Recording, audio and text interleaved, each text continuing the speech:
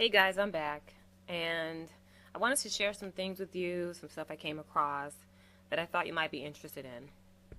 And because I thought, you could also use this in your studies as well. This video is regarding some information in the scriptures about the mark. And I'm sure some of you have read it, but it's about the mark in the middle of the forehead. And some of you, if you haven't read it, or if you have, maybe you're wondering what it is, what it means. Now, the information in there about the mark in the middle of the forehead, the reason I want to cover that information is because of what's going on the planet right now with the globalist agenda. Some of you know it as the New World Order. It's also called the New Age. And this agenda they're pushing encompasses so many aspects of our lives, especially in terms of religion, because so many people are involved in different religions, and people think, oh, my religion is right, maybe I should join their religion, or whatever. Now, these people who are doing this, what they're doing, and this is sponsored by the United Nations, what they're doing is they're basically saying, hey, there's something good in all the religions. If you notice, they all, basically teach similarly the same thing. And if you go to the United Nations website and read their information about the universal religion, many liberal organizations, including the United Nations, are pursuing the development of a one-world religious organization. Today, on the United Nations' 55th anniversary, CBN News reporter Wendy Griffith takes a look at what's behind this push for a global religious voice. After a while, the drums, chants, and prayers representing many of the world's leading religions all started to sound alike, somehow losing their flavor in a melting pot of spiritual soup. The first ever Millennium World Peace Summit of religious and spiritual leaders took place at the United Nations in August, and some believe it marked the first major step toward a movement to usher in a global spiritual body that may one day speak for all religions. Robert McGinnis with the Family Research Council says it appears the hidden agenda is to unite people under one religious organization so they will peacefully accept UN goals such as population control, abortion rights, and one world government. You're going to see that information there. It's available for all to see and read. But it's nothing but Satanism in another name. That's all it is.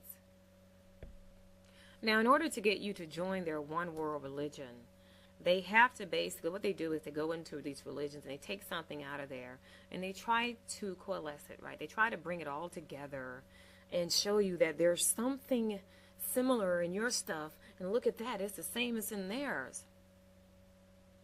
And they try to make you join on board. But then at the same time, they're in these lands and they're cutting the heads off of Christians. One of the things that they're spreading information about, and they're trying to link it to the scriptures, is information about something they call the third eye. And if you're looking in these other, if you look at these other nations, you might see some information like that. You might see their statues and their idols with those eyes drawn in the middle and things like that. But I can show you that they got the information from us. And it's because of this fact that they know that when our people start hearing information about third eyes and all this stuff, and they see information in our scriptures about a mark on the forehead, they're immediately going to make that association. But see, I've studied, and I know better. One thing that I always keep in mind when I'm reading this English translation is that it is in the language of our enemies. Do you trust your enemy? You'd be a fool to trust your enemy. You definitely be a fool to take anything from them that they stole from you and then translate it into their language and give it back to you and say, hey, yeah, this is exactly how it should be translated. Because the one thing I've discovered about these Gentile languages is that they are demonic. They take words and twist them around, like the word love is actually evil. Live. That's evil. And I'm saying the word the way our people, where we come from, we read from right to left. So if you read live the way we're supposed to be reading our language from right to left, it is going to be spelled evil. which is why I don't say love anymore. I say ahab. That's from our language. Ahab. A-H-A-B. Ahab. Now it gets really interesting when you consider that the rest of our books, our letters that belong to our Tanakh, 600 plus we should have, they have them archived at British museums and at the Vatican. And if you know anything about the history of those people, they descend from the very ones who comprised the wicked Roman Empire. You know, the beast that comes out of the abyss. That's them. They descend from those people. I did the research and I looked into their history. Germans, Germans. They're the ones who stole all your stuff from you. They're also the ones who are pretending to be you. The Most High said they're the synagogue of Satan. You know, I found out a few weeks ago that the word Gaug, actually a few months ago, the word Gaug means mixed. Gaug's crowd. Mixed crowd. Yeah, that's very interesting. That's another video, though. And this is why I want to alert you to this whole, what they call this whole third eye thing. You know, so you won't be confused, because that's all it does. It causes confusion when people try and tie in those wicked teachings to what the Most High said is set apart. Now, eventually, all of you are going to have to make a choice. You're going to have to choose the Most High side, or you're going to have to choose the side of the fallen angels. Those are the only two sides. There is no middle. Because some people might say, well, I choose nothing. Well, you still made a choice. Because if you choose nothing, then you still chosen the side of the fallen angels, because that's how much they're worth. Nothing. We're all choosing sides at this moment in time in our lives, guys. People, folks, my family. Everybody is now, we have to choose a side. And I also want to warn you to be careful about your choice, because if you choose the side of the fallen angels, you're dealing with demons. Fallen angels are not demons, by the way. The demons are their descendants, their offspring. I've seen fallen angels. I've seen one of them when I was a child. That was an experience I don't wish on my worst enemy. Well, yeah, perhaps I would. But I know that there are some of you who probably say, I don't believe in demons. But see, this is the thing. That's the kind of thing that you don't have to believe in for it to exist. It doesn't require your belief. So you don't have to waste any time believing it. It just is. I've seen them. And that's something that you don't want to have to experience in order to believe. Trust me. So what I'm going to do is I'm going to read from the scriptures, and I'm going to share you this information about the eye, what it really means, the truth, because what our enemies have done, they've exchanged the truth for the lie. Now they've given you the lie, but they've hidden the truth. You'll discover that what our enemies call the third eye has nothing to do with the pineal gland. All you have to do is look up information about the pineal gland, find out where it is, and you'll see that it has nothing to do with the middle of the forehead. The pineal gland itself is posterior in the brain, which means towards the rear. Center rear. The middle of the forehead is anterior, in the front. Now, when I refer back to the scriptures, what I'm also going to do is I'm going to show you the meaning of these words in our language. Not in the English language, because they use the English language to hide things from you. So I'm not going to use their meanings. As a matter of fact, I'm going to show you how they changed and switched words to confuse you. So now let's go to Deuteronomy, and we're going to read about the mark in the middle of the forehead. I'm going to be referring back to our language as well. And I'm also going to read from the book of Ezekiel. And you're going to see where they got the information about the eye from, but then they twisted the information and changed it. Because remember, they had always planned their globalist, one world, new age religion. So since they made those plans a long time ago, they had to go into these writings of ours and make changes to them to make it seem as if what they are bringing forth matches with what's written here, because they changed the information. But they and their religion is a lie. Now, I'm going to be reading from Deuteronomy chapter 11 to start, but before I even do that, I'm going to consider some history about Shem. It's going to be brief. And I think this is important because you know what they say about people who don't know their history, that they're doomed? I like to say that people who don't know their history are doomed to become victims as a result of not knowing it. I'm sure you've noticed that the information that's written about Shem in our Tanakh, or what they call the Old Testament, is not a whole lot. There's a lot missing because we know they took books out of there, right? So what I'm going to do is I'm going to read some information from a 1906 encyclopedia. It's called the Jewish Encyclopedia. And this was compiled by those who claim to be us but are not. They are the synagogue of Satan, as it is written. They have some very interesting details about Shem in that encyclopedia. And keep in mind, these people who claim to be us, if I haven't said this already, they descend from those very ones from back during the time of Rome. They descend from those people. I've said this in a lot of my videos. They were the ones who were involved with Esau. You know, King Herod them. King Herod was known for marrying whomever. He was a mixer. Gaug, remember that word.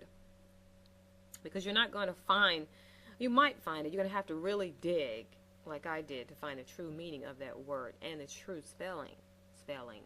Gaug. Gog's crowd. They were the ones who were involved with Esau, with that temple back there, that same contemptible thing the Most High tore to the ground. He tore it down, and he used the Gentiles, you know, the Christians, he used them to do it. Now, when I read this information from this encyclopedia, I'm sure you're going to ask yourself the same question I asked myself. And that question was, where did they get these details? And of course, you already know where they got it from. They got them from those books they took from our Tanakh, those books and letters they won't let you see. Those same books they keep archived in their British museums and at the Vatican, because those people are related. And they're working together in cahoots to try and keep us from regaining authority over this planet, because they already know that their authority over this planet is illegal and very temporary. So let's go ahead and go into this 1906 Jewish Encyclopedia. All right, so let's read some paragraphs from here. We're going to start with the first one, read a few sentences. This is what it says about Shem. It says he was the eldest of Noah's sons, according to the position and sequence of the names, wherever all three are mentioned together. And Noah begat Shem, Ham, and Japheth. Genesis chapter 5, verse 32. Now it says in the next paragraph, although it's declared or unanimously declared by the rabbis that Shem was the youngest son of Noah, he is always named first because he was the most important of the three brothers. They say of Shem that he was a priest and a prophet.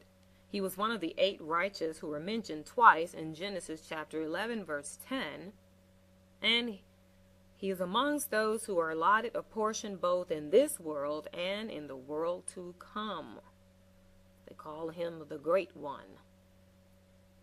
It says here that it was Shem who offered the sacrifices on the altar after Noah came out of the ark, as Noah had been crippled by a lion, which made him unfit for the priestly office. Noah then gave to Shem the priestly garments which he had inherited from Adam. Now, do you guys remember that story about Nimrod? You know, the one who descends from Kemet. They taught you to say Ham. Remember what they said about Nimrod? That he became the first one on record to oppose the Most High. Now, how do we oppose the Most High? Do we run into the center of a field, scream, and throw up a fist or something? I mean, that sounds more like a temper tantrum to me, right? But we oppose the Most High when he gives us rules and instructions, or like I would like to call house rules, right? Because the earth is a house, is our house. So he gives us house rules for living here. And then we say, no, I'm not doing that. I'm doing the stuff my way. Because if you keep reading about Nimrod in the apocryphal writings, but it says in those apocryphal writings that Nimrod stole the garments that belonged to Adam. These are the same garments the Most High made for Adam, by the way. Then Nimrod stole them. Why? Oh, he wanted to be the head. He wanted to be the king designate, or king designate. So he stole the garments, started building these cities and trying to control people, and like, okay, I'm gonna be ruling this. Y'all come on up here, I'm gonna put all y'all in this city, and I'm not gonna let you go nowhere. Sounds very similar to today, doesn't it? Because they are drafting laws, this new world order, this new age system, where they are planning to prevent you from spreading out into the wild lands, what some would call the wilderness. Even here in the United States, they call them national forests, and the governments have taken over those. They will not even allow groups more than 12 to go in at one time. You have to separate and split up your groups if you're more than 12 going in at one time. Now, to read some more about Shem here, it says that the rabbis identify Shem with Melchizedek. They called him the king of Salem. They called Shem a priest of the Most High. They said that it was Shem who came to meet Abraham after Abraham had defeated the 4 kings led by Kedorlaomer in Genesis chapter 14, verses 18 through 20.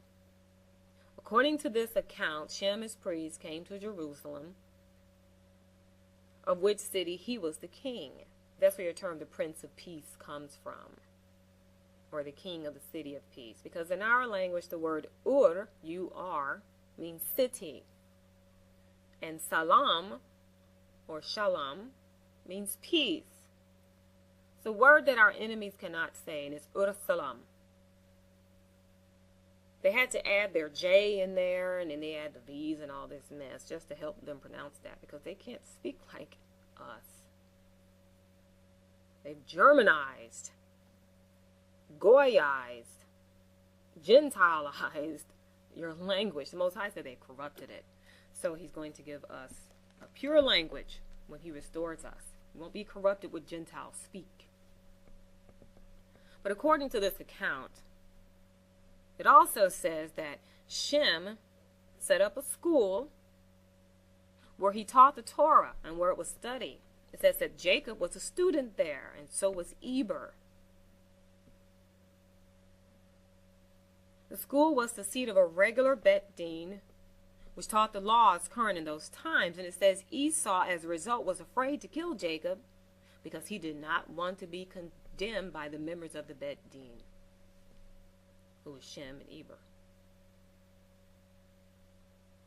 And that's all I'm going to read from there, but that's why I wanted to cover that information, because I want you guys to know where this information comes from about this third eye stuff.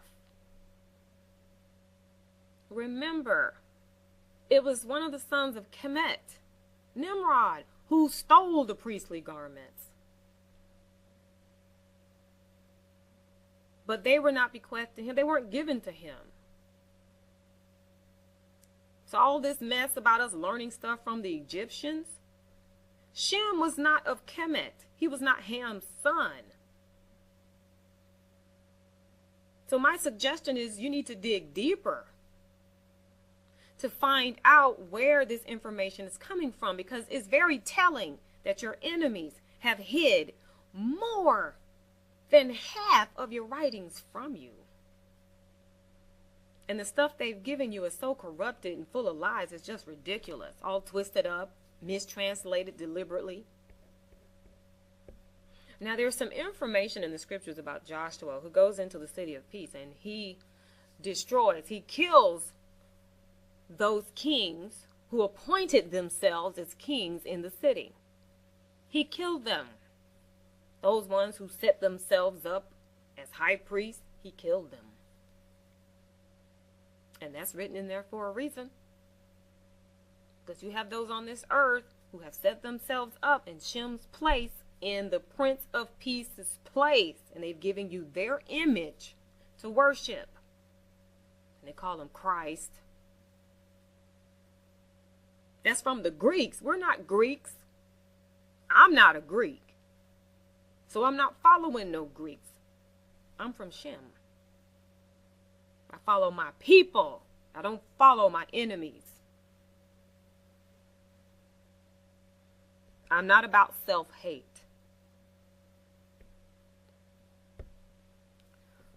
Now, when you guys consider the fact that you have all these different religions on the planet, some of them have similar teachings, some don't. But when you consider the fact that this all went all the way back to from the time the Most High gave us the responsibility to be the light to the world, you know, to the time we fell, and the Most High said that darkness will cover the earth like thick gloom for 3 days. He said it'll be 3 days of darkness. Now, 1 day to the Most High is 1,000 years. And 1,000 years is 1 day.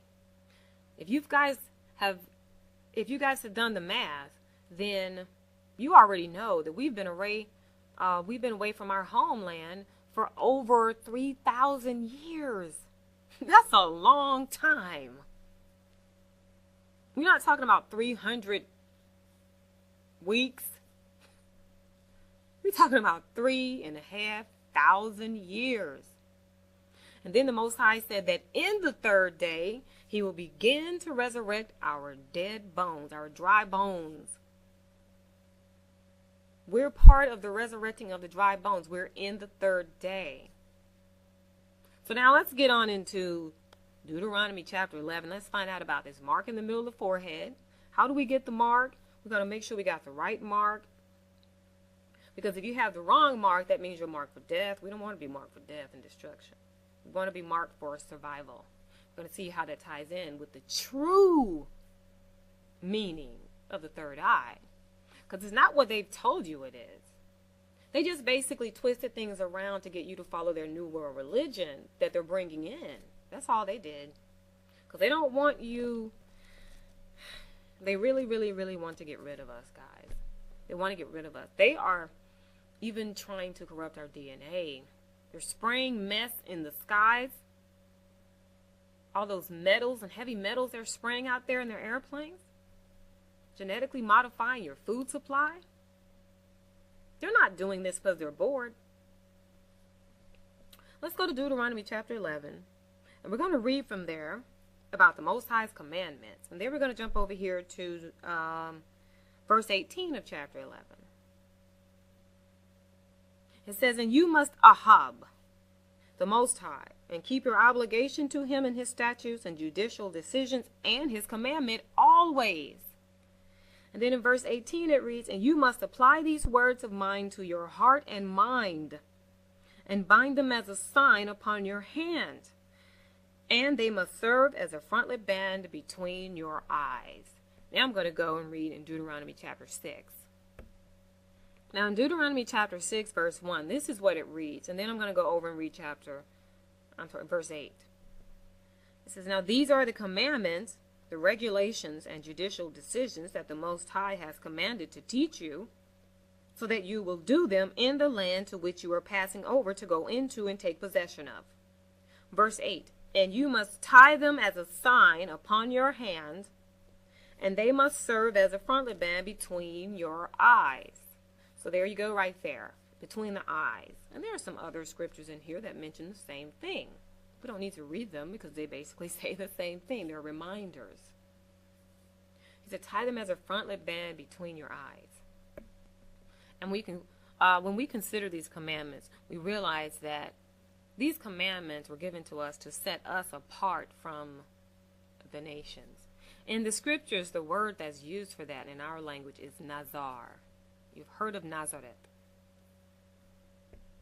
One of the things that I've noticed is a recurring theme in both of these verses that I read is that the Most High says you must tie these commandments.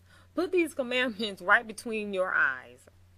Was he talking about a third eye? Because some people say, well, Well, that's the pineal gland, because now the New Age religion teaches the same thing. It's the pineal gland. You got to open that thing up now. Do you know where the pineal is? It's posterior in the back, center rear, deep down inside there. And it's a little tiny thing. You know, the older you get, it shrinks. That little thing has everything to do with dream states, sleep cycles, hormone regulation, serotonin, melatonin, DMT. But the Most High didn't say, and put my laws in the posterior, towards the rear, down in the center, in the pineal. He didn't say put them there. There's an angel whose name is Pineal, by the way. I just want to throw that in there. You know, you never know. You could use little information like that. He said put it in the middle, right between the eyes. So let's use our critical thinking skill. I'm reading from about.com. The frontal lobes are one of the 4 main lobes or regions of the cerebral cortex. They are positioned at the frontmost region of the cerebral cortex and are involved in movement, decision-making, problem-solving, and planning. There are 3 main divisions of the frontal lobes. They are the prefrontal cortex, the premotor area, and the motor area. The prefrontal cortex is responsible for personality expression and the planning of complex cognitive behaviors. The premotor and motor areas of the frontal lobes they contain nerves that control the execution of, check this one out, voluntary muscle movement. Maybe he said that right hand. You think something before you do it. You know, you're sitting at your desk and you're drinking maybe some green tea, and you look at it and you think, I would like to drink that. And then you voluntarily move your right hand across the table and you pick up your cup and you take a sip. And then you put it back down. Voluntary. An involuntary muscle movement would be the beat of your heart. You don't have to think about that for that to happen. That's involuntary. The frontal lobes, it says, are involved in several functions of the body, which also include motor functions, higher order functions, planning, reasoning, judgment, impulse control, and memory. So obviously, I'm sure you figured out, he wants us to commit his laws to memory. Because this is dealing with voluntary movement. In other words, think before you act. Because when we look at the laws and what they cover, they all deal with voluntary actions. They all deal with voluntary actions.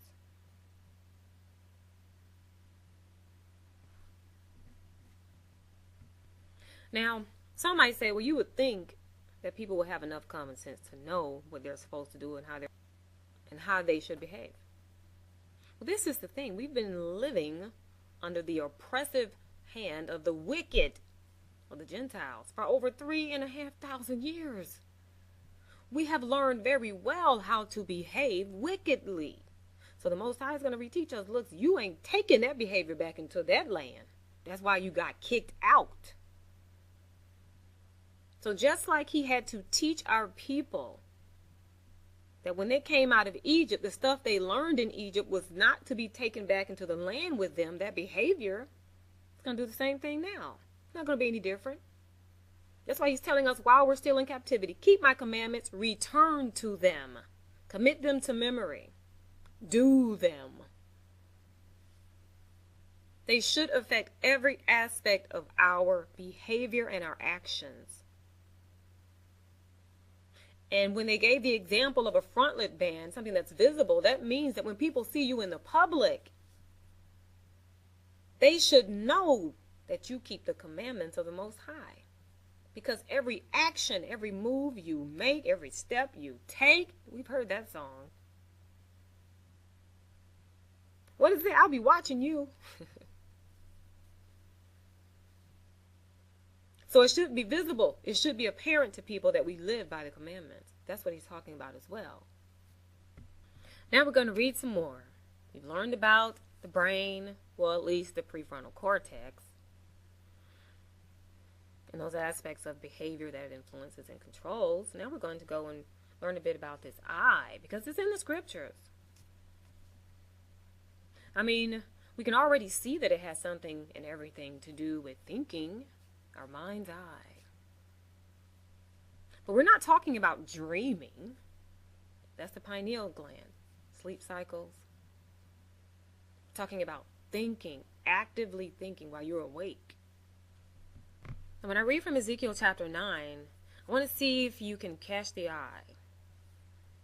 Okay? See if you can catch the eye. I'm going to read Ezekiel chapter 9, verse 2, then I'm going to read 4, 5, and 6. This is what Ezekiel chapter 9, verse 2 reads. And look, there were 6 men coming from the direction of the upper gate that faces to the north, each one with his weapon for smashing in his hand. And there was one man in among them clothed with linen, with a secretary's inkhorn at his hips. And they proceeded to come in and stand beside the copper altar. Verse 4, and the Most High went on to say to him, pass through the middle of the city, through the midst of Jerusalem. He said, and you must put a mark on the foreheads of the people who are sighing and groaning over all the detestable things that are being done in the middle of the city. And to these others, in verse 5, he said in my ears, pass through the city after him and strike. Let not your eye feel sorry, and do not feel any compassion. Old man, young man, and virgin, little child and women you should kill off to a ruined nation. But to any person upon whom there is the mark, do not go near them. And from my sanctuary you should start. So they started with the old men who were before the house. Further, the Most High said, I'm going to go ahead and read in verse 7, defile the house and fill the courtyards with dead bodies. Go on. Did you catch the eye? Now, some of you probably say, yeah, I heard that eye. I heard that in verse 5. Let not your eye feel sorry. Let me read verse 2 again. Just towards the bottom, it says, and there was a man in among them clothed with linen, with a secretary's inkhorn at his hips. Now I'm going to read from one of those so-called modern versions. These newer versions they're coming out with, those ones are translated for their new world, one world global new age religion. Now in this new religion, they have something in here and they call it a writing kit. I think I've seen one that said a writing basket. What is that?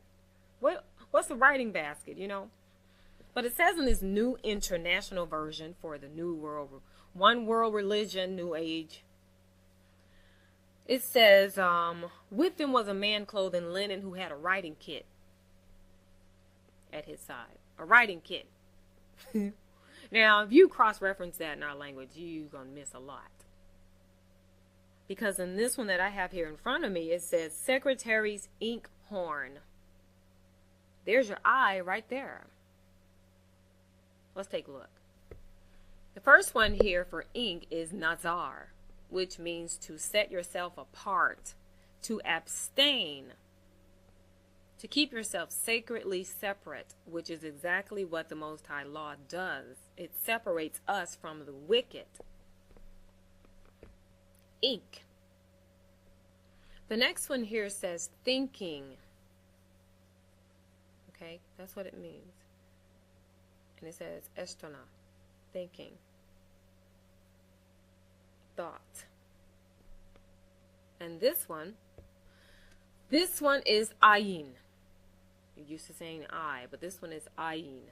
It means ink. It also means eye. This root here is also the suffix of Cain's name. You're used to saying Cain, but his name is Cain. That's why he was named that, because it lets you know in the scriptures. What did the Most High do to him? What was the mark? He put it where? Ta-da! It means of mental and spiritual faculties. The physical eye as well.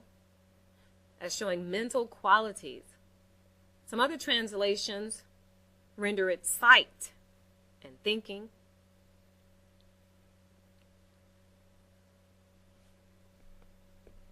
If you've seen any videos about the Illuminati, or if you've seen any of these concerts and things of that nature, I don't go to concerts, never have, never liked them. But even if you see the concerts like on TV or on videos on YouTube, you notice how they're always, covering up that eye of theirs, one of those eyes, and they leave one exposed. Yeah, that's that whole cane thing. That's where it comes from.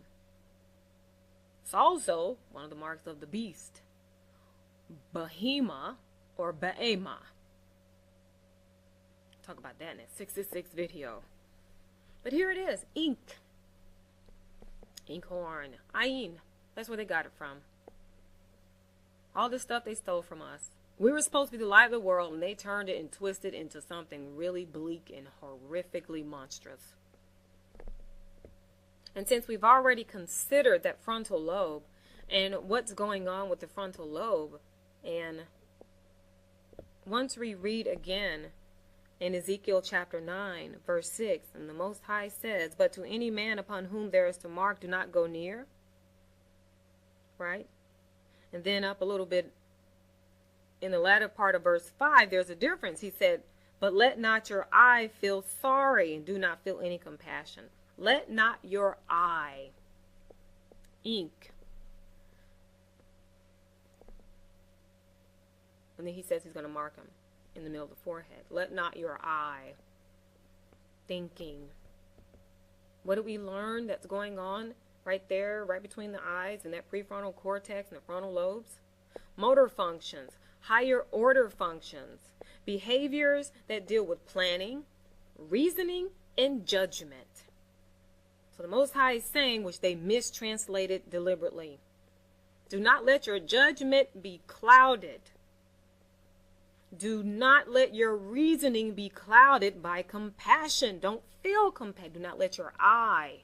Do not interfere with the processes going on in your prefrontal cortex and the frontal lobes. Reasoning, judgment, control your impulse. Remember my laws. Do not feel compassion for them because they did not remember them. You see how they mistranslated this deliberately? There's no way in the world you're going to get the full meaning of this verse based on the way they translated it. Now this is going to take us over into the book of Revelation. We're going to finish out there. In the book of Revelation, it talks about a mark on the forehead. It talks about two, actually. And Revelation 7:3 reads this way: "Do not harm the earth or the sea or the trees until after we have sealed the slaves of the Most High in their foreheads." With that mark, we already know what the mark is. We already know what the sealing in the forehead is. We just learned it. There's no mystery there. It's all in the scriptures. Now this is the other mark in contrast to the one that marks you for survival. This one marks you for death. Okay? Revelation 13:16 reads, "And it puts under compulsion all persons, the small and the great, the rich and the poor, the free and the slaves, that they should give these a mark in their right hand or upon their forehead, and that nobody might buy or sell or except a person having the mark, the name of the wild beast or the number of its name." Now, if you guys know anything about the Romans and all that stuff, and the Khazars and the Germans and their history, you know about Nero. There was a time when, in order to come into the city and to do business and trade, you had to have a mark. And I think it was a number, if I'm not mistaken. I'll put the information up here so you can see it. So that really did happen at that time. But this right here is talking about during our time too. Because you can be marked for survival or you can be marked for death. Now I want to show you something right quick before I sign off. If you reference Ezekiel chapter 9 verse 6, where they have the expression the mark, and then you look for the word from our language, you're going to see the word taw, T-A-W. It comes from tava. But you'll see that they used the wrong word in Ezekiel, and the word should be zakar. Because this word zakar actually encompasses three things. Well, I guess you could say four, but It means to mark, to remember, to mention, and to be male. Yes, male. M-A-L-E. Which is very interesting because when you read in Ezekiel, in those verses that we read, what you see is that when he gives the instructions, he tells them to begin with the older men who are supposed to be the leadership. So he starts cutting off with the males. And this word zakar means to mark, to remember, to mention, and to be male. But those wicked individuals who translated our letters, they shouldn't have their hands on them anyway. To hide this fact, they put the word ta there. But when you read those verses, it specifically says to start with the males, which is why they should have used the word zakar. So, I wanted to share that with you guys. That's the mark. Mark for survival. I was just watching in the news recently, and I told some of our people I was going to mention this. I was watching the news, and I saw this black man. He was married to this white woman. It's over in Texas, I think. They found him in a creek, ear cut off, tongue cut out. And the sheriff said, oh, it was no foul play. You know, come to find out from the people who knew them, not only was he married to this white woman, but he was fooling around with the sheriff's daughter. Yeah, the sheriff was white. See, that's how you get yourself marked for death. And since we're his people, he said in Ezekiel, he's going to begin with his sanctuary. We are his sanctuary. We're his people. We're the light. We're supposed to be. So while we're in captivity, we're supposed to be remembering the laws, returning to them, keeping them. And there you have it. That's the end of this video. I'll be posting another one soon. Talk to you later.